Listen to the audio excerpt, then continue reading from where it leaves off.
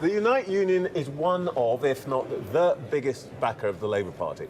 It means that when the union's leader speaks, her words matter, especially when the government's so far behind in the polls and the Prime Minister's leadership is being openly questioned. The union's General Secretary had a stark warning for Labour, that it could cut its links with the party. Sharon Graham said that it needed to make different choices and soon, saying that the budget is a crucial point. I spoke to her ahead of the conference. Sharon Graham, there seem to be two contests going on this week at the Labour conference, an unofficial one for leader and an official one for deputy leader. Let's start with the official. Unite seems to be saying none of the above to the candidates. Why? Well, look, I think for our members, and remember, I'm talking on behalf of workers, that's my job, that's who I'm here to talk on behalf of. I don't think they're that interested in what's going on in the deputy leader's position for Labour. And for me, what I look at, people are labelled all the time, is what do people stand for, and does that look like what my members are asking? And the answer to that question is no. So we have decided not to recommend, because obviously giving nomination would be to recommend one of the candidates. We decided not to recommend and actually get on with some of the more important stuff in conversations we're having with government about people's jobs. So that's the position we've taken. Is that a coded way of saying that you think that on the record of the Labour leadership in the last 15 months, they've kind of forgotten the workers? Well, I think workers are scratching their heads. I'm scratching my head, let alone anybody else, in terms of what are the choices that Labour are making. This does not feel like Labour. Picking the pocket of pensioners, leaving the super-rich totally untouched, having 2 refineries close in less than a year and no plan for jobs. That is what Labour need to focus on now. And if they don't do that, then people are going to start to move away from them in droves. They really need to wake up, smell the coffee and be Labour. Don't be embarrassed to be Labour. They're the Labour government. Do Labour things. So I want to talk about where they might be moving to in a second, but what you're saying is they've made the wrong choices. Well, I think they have made the wrong choices. I think the last 14 months has been the wrong choices. When you look at what's on offer, there is the unofficial contest going on, and King of the North, Andy Burnham, is being touted by some, maybe by Andy himself, maybe not, we don't quite know. Would he do any better? Look, I think the important thing, and it does sort of get around personalities, and people are often talking about, is it Keir, is it Andy? For me, and what my members are really saying, what are the policies? There's no point just changing around the person at the top if actually the policies are remaining the same. They've got some big decisions to make. Look, if you look at Germany, they have changed their fiscal rules, and they have got now £1 trillion in terms of infrastructure and diversification. We've got 50 billion to do the exact same job. They're going to have to do something quite dramatic, quite radical. I mean, it isn't really that radical, but quite radical at the budget in terms of changing course. Because if they don't do that, then people will continue to leave them. That is just the reality. Excuse my French, but you sound pretty hacked off with Labour. Hacked off enough to cut their funding or even to disaffiliate? Well, look, I mean, we are affiliated to Labour by rule. And, you know, when I was elected, I said there'd be no more blank cheques for Labour. Our union used to give £7, £8, £9 million. That doesn't happen anymore. But I have to tell you, it's harder and harder to justify. You don't do things, I'm not hot-headed, you don't do things on impulse, you do things for the right reason in the right way. But I can tell you that my members are scratching their heads and they're asking, how does a Labour government allow 2 oil refineries to shut with absolutely no plan? How have we got a net zero plan that has workers at the end of the queue? Where is the plan for workers? Where is the transition? Where is the money? And so for my members, whether it's public sector workers all the way through to defence, are asking, what is happening here? Now, when that question cannot be answered, when we're effectively saying, look, actually, we cannot answer why we're still affiliated, then absolutely, I think our members will choose to disaffiliate. And that time is getting close. How long has Keir Starmer got before you make that decision?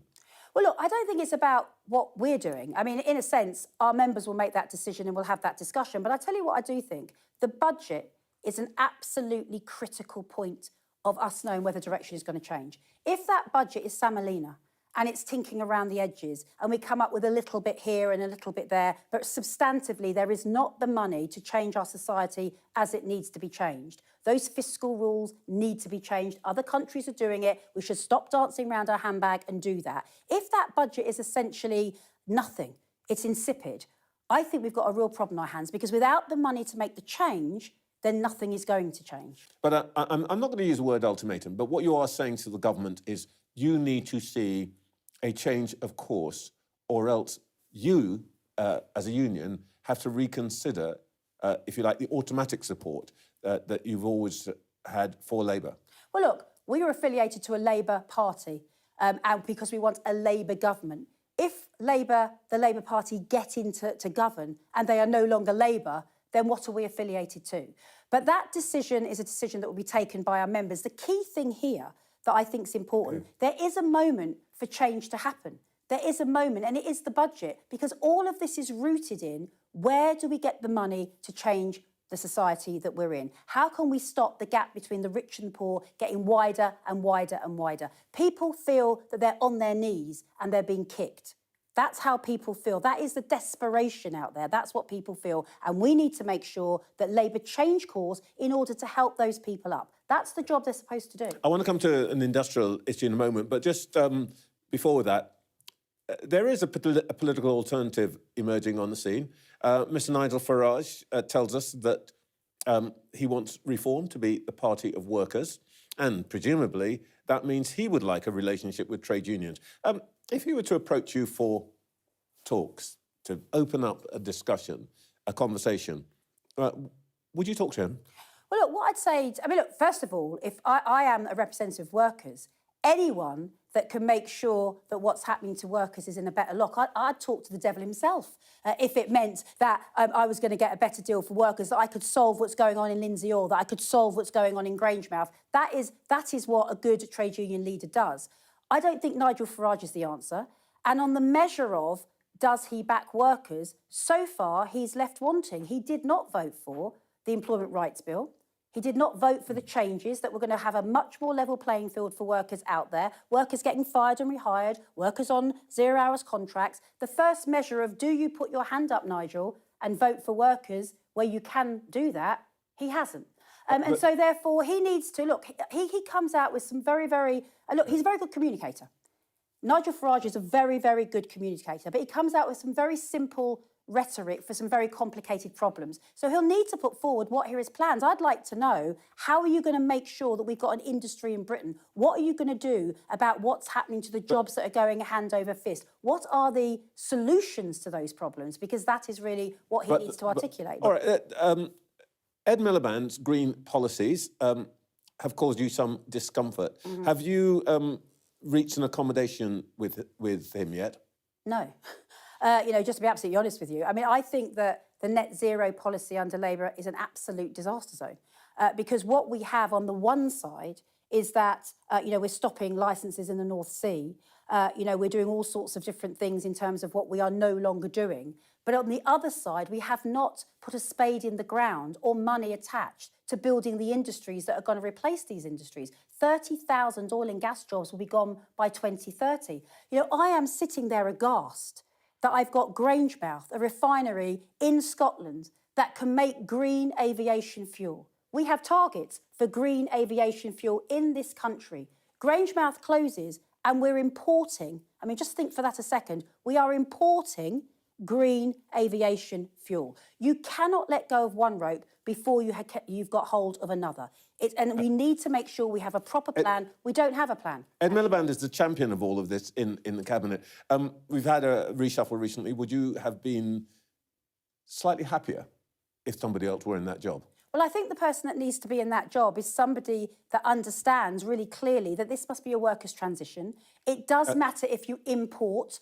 We have to make things here. That absolutely matters. It sounds like you think Ed Miliband doesn't understand that. Well, I think so far he hasn't understood it. He hasn't understood it so far, because if he did understand it, I wouldn't have 2 refineries closing in less than a year. We've got 6 refineries in Britain, and 2 of them have closed under his watch in less than a year. We are scratching our heads. They just agreed to the 3rd runway in Heathrow. Great, we lobbied for it.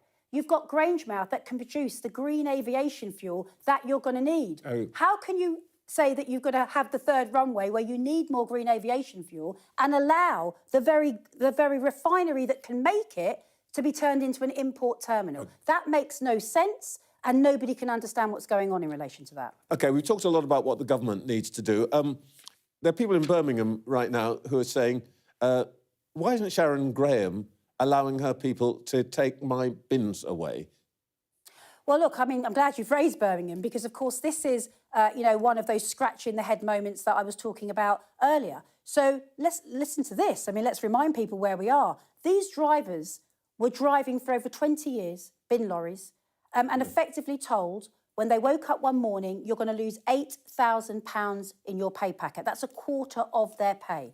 It is impossible for these workers to take that sort of pay cut. It's impossible. They will lose their homes. They will lose mortgages. They won't be able to pay their rent. Do you want ministers to intervene here? Well, I'm absolutely demanding that ministers intervene. I went into a room with the managing director after months of local talks that didn't go anywhere, and a deal was done literally in 3 days. And that deal, the managing director said it was fine. She was going off to bring that deal back to the table in writing, and she messages to say the commissioners, the government-backed commissioners, will not allow the deal to go through. In that circumstance, then the government now, it's the ball's in their court. Oh, this is ministers. I'm going to be talking to Steve Reed. What's your message to him? Well, what I hope with Steve, in fact, I have messaged Steve Reed myself. We're going to meet about this very conversation. And I think if you've got a Labour council and a Labour government who say there's pro-worker, nobody could justify these workers losing a quarter of their pay. It's totally and utterly wrong, and it cannot happen.